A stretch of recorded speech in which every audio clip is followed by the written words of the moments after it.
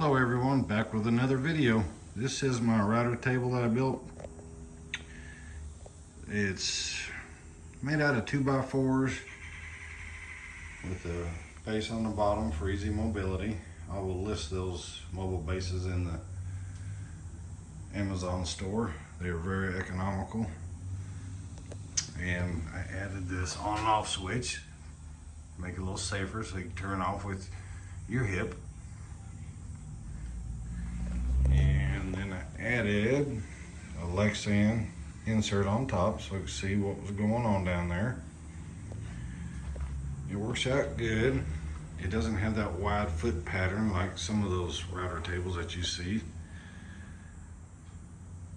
And let's see if you can see. Oh, I just mounted it up in there.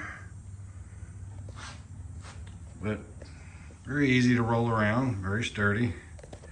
You can get it where you want it, take it outside, let all your shavings go in the yard, whatever.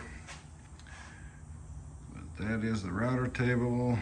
If you have any ideas to make it better, let me know, or any questions.